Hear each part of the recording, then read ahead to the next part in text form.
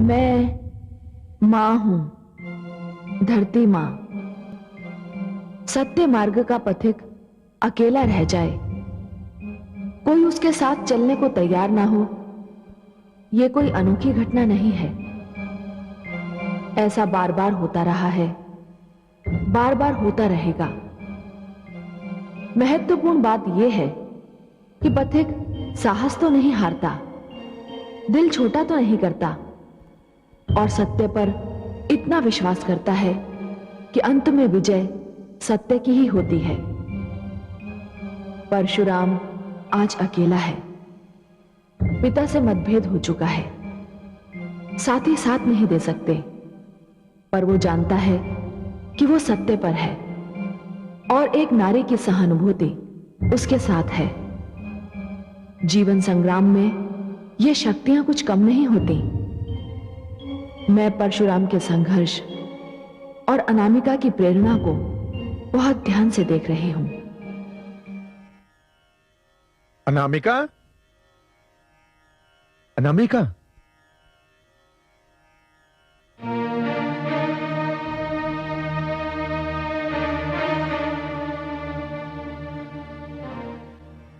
अनामिका दिखाई नहीं दे रही है। कहां गई वो? जी तुम्हारा मौन बहुत कुछ कह रहा है देवी। मैं जानता हूं अनामिका परशुराम से मिलने गई है, क्योंकि केवल अनामिका को ज्ञात है कि परशुराम कहां है और किस वन में है। यदि जानते हैं तो पूछ क्यों रहे हैं? इसलिए पूछ रहा हूं कि अनामिका मेरे मित्र प्रियव्रत की पुत्री है और उसकी देखभाल के लिए हम दोनों ही उत्तरदायी हैं। परशुराम भी हमारा ही पुत्र है। मेरा यह अर्थ नहीं था रेणुका, मैं कुछ और कहना चाहता था। अनामिका बहुत ही कोमल और भावुक कन्या है। मैं जानता हूं कि वो आपको बहुत अच्छी लगती है, मुझे भी बहुत अच्छी लगती है, परंतु पुत्र परशुराम ने जिस पथ पर पग धर दिया है न रेणुका, वो कांटों से भरी है। अपनी कोमलता के कारण अनामिका उस पथ पर परशुराम के साथ नहीं चल पाएगी। मैं नहीं चाहता कि मेरे परम मित्र की पुत्री भावुकता के वेग में कोई अनुचित निर्णय ले ले। मैं उसे रोकना चाहता हूं रेणुका। अब बहुत देर हो चुकी है गुरुवर, मैं निर्णय ले चुकी हूं। क्या निर्णय ले लिया तुमने? कांटों भरे पथ पर आपके पुत्र राम का साथ देने का, उनके साथ चलने का। क्या तुम वही कहना चाहती हो जो मैं समझ रही हूं? हाँ माताश्री, मैंने आपके पुत्र राम से गंधर्व विवाह कर लिया है। क्या? हाँ पिताश्री, मैंने जीवन के हर पथ पर आपके पुत्र का साथ निभाने की सौगंध ले ली है, और अब यदि आप मुझे रोकने का प्रयत्न करेंगे तो इसका अर्थ यह होगा कि आप मुझे अपने धर्म निर्वाह से रोक रहे हैं।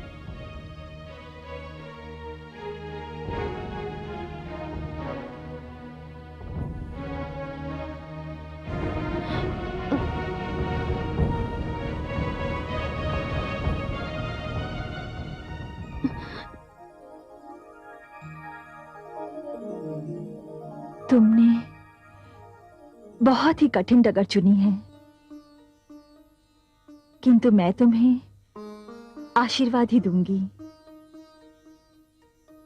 क्योंकि मैं अपने राम को अच्छी तरह जानती हूं।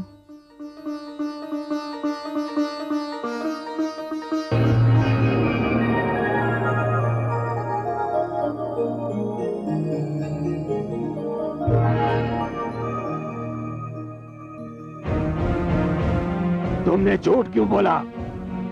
मैंने तुमसे पहले ही कहा था, तुम्हारे अभियान को सफल बनाने के लिए यदि मुझे झूठ का सहारा लेना पड़ा तो तुम बुरा मत मानना।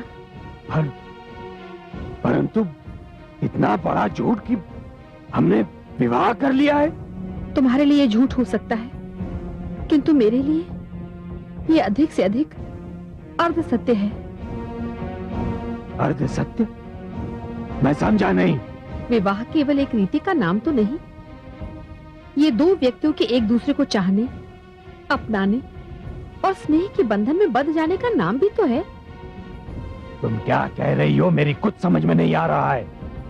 और इससे तुम्हारे अर्ध सत्य का क्या संबंध है? राम, मैं तुमसे विवाह करना चाहती हूँ। मैंने तुमको अपने मन में बसा लिया है। मन ही मन मैं तुम्हें अपना पति मान चुकी हूँ। इसलिए मैंने जो कुछ भी तुम्हारे माता पिता से कहा वो मेरे लिए झूठ नहीं, वो मेरे लिए अर्ध सत्य है। अनामिका, यदि तुम्हारे मन में मेरे लिए कोई भावना नहीं, यदि अब तक जो मैंने तुम्हारे नेत्रों में अपने लिए देखा है वो सब झूठ है, तो कह दो, मैं मान जाऊंगी। अब तक मैंने जो कुछ भी कहा उसका एक एक शब्द झूठा था। हाँ, झूठा था, झूठा था। अनामिका, अनामिका, तुम अच्छी हो, मैं तुमसे पहले कह चुका हूं। पर तब मैंने तुमसे एक और बात कही थी कि मुझसे कभी कोई ऐसी आस न लगा बैठना जिसे पूरा करना मेरे वश में ना हो। अनामिका, मैं व्यक्ति नहीं हूं, मैं तो एक अभियान हूं। और जिस दिन यह अभियान समाप्त हो जाएगा उसी दिन मैं भी समाप्त हो जाऊंगा। तो फिर सुनो, मैं तुम्हारे अभियान की प्रेरणा बनकर रहूंगी। अभियान समाप्त होता है तो प्रेरणा अपने आप समाप्त हो जाती है।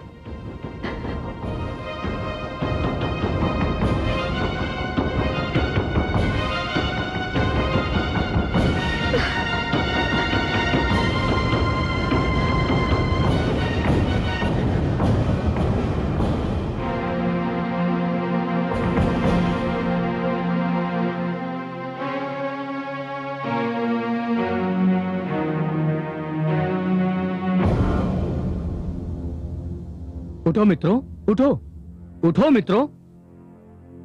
क्या हुआ मित्र सोम, क्यों हम सबको उठाकर बिठा दिया? महर्षि वशिष्ठ की शिष्या और आचार्य प्रिय व्रत की पुत्री अनामिका आप सबसे मिलना चाहती है। हम सबसे मिलना चाहती है और इस समय? हाँ, कहती है कि बहुत ही महत्वपूर्ण संदेश देना चाहती है। तब तो उनसे मिलना ही पड़ेगा। चलो मित्रों, चलो।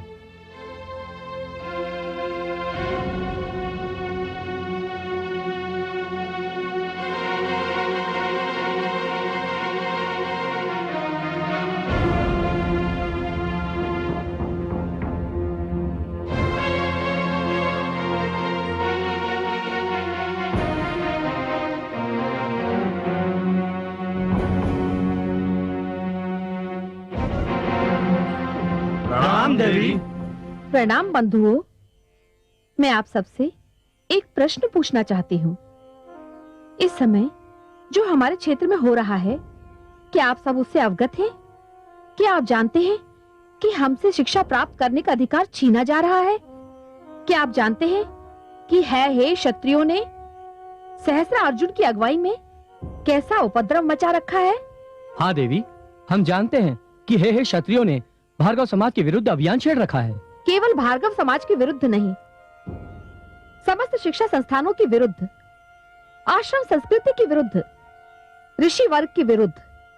इस समय केवल एक वर्ग का नहीं, सभी का भविष्य संकट में है। और इस संकट की घड़ी का सामना करना क्या हमारा तुम्हारा धर्म नहीं? अवश्य है देवी, किंतु हम शिक्षार्थी कर ही क्या सकते हैं? बहुत कुछ कर सकते हो। क्या तुमने जमदग्नि पुत्र परशुराम का नाम सुना है? हाँ, सुना है देवी, वे तो परमवीर हैं। वे भी आप लोगों की भांति ही शिक्षार्थी थे, किंतु जब समय ने उनके हाथ से पुस्तक छीनकर शस्त्र दे दिया तो उन्होंने दुष्ट सहस्त्र अर्जुन के अत्याचार को समाप्त करने की प्रतिज्ञा कर ली। वे महावीर हैं, किंतु अकेले हैं। इस समय उन्हें आप लोगों के सहयोग की आवश्यकता है। यदि परशुराम को आप लोगों का सहयोग मिल जाए, यदि आप लोग इस अन्याय के विरुद्ध इस संघर्ष में उनका साथ दें, तो हम ये युद्ध अवश्य जीतेंगे। और इस युद्ध को जीतना हमारी आने वाली पीढ़ियों के लिए नितांत अनिवार्य है। बोलिए, क्या आप लोग इस बात से सहमत हैं? कहा है परशुराम देवी, हम अभी इसी समय उनसे मिलने को तैयार हैं। तो फिर आइए, चलिए मेरे साथ।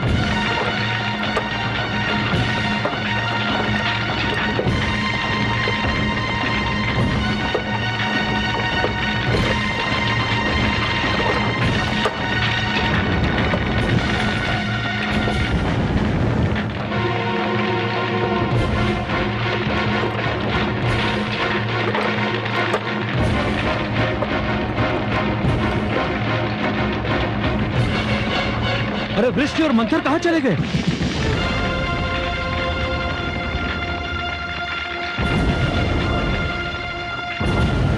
वो लोग जहां गए हैं अब तुम्हें भी वहीं जाना होगा।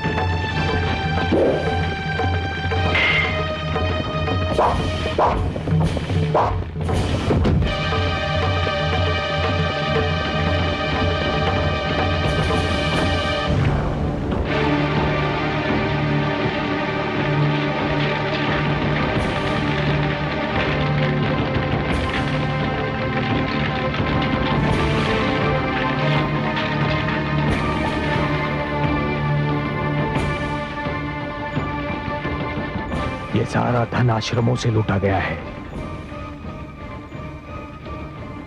कल भोर होने से पहले ये सब उन्हीं आश्रमों को लौटा दो जहां से ये लूटा गया है। आपकी आज्ञा का पालन होगा।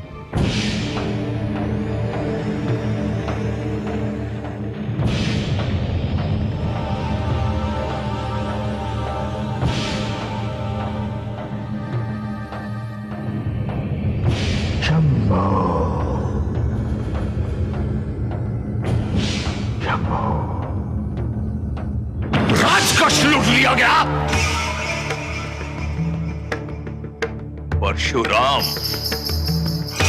परशुराम के अतिरिक्त किसी को इतना साहस नहीं कि शस्त्र अर्जुन का कोष लूट सके। हमारी शक्ति को ललकार रहा है। यदि उसे तनिक भी ढील दी गई तो पानी सर के ऊपर हो जाएगा। परशुराम का अंत आवश्यक है। कठिनाई तो यह है महाराज कि कोई नहीं जानता कि अपने पिता ऋषि जमदग्नि से मतभेद के बाद परशुराम कहां जाकर छुप गया। स्वयं ऋषि जमदग्नि भी नहीं जानते कि उनका पुत्र कहां है।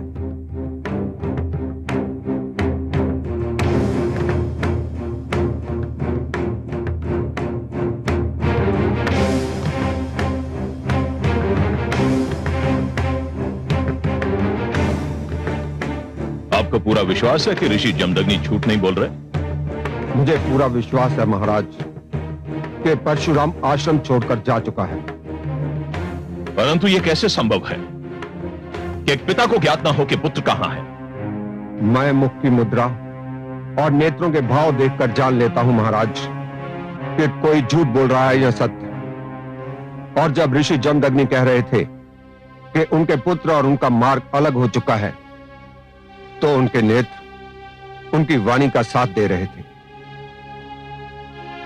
अर्थात पिता नहीं जानता कि पुत्र कहां है और क्या कर रहा है।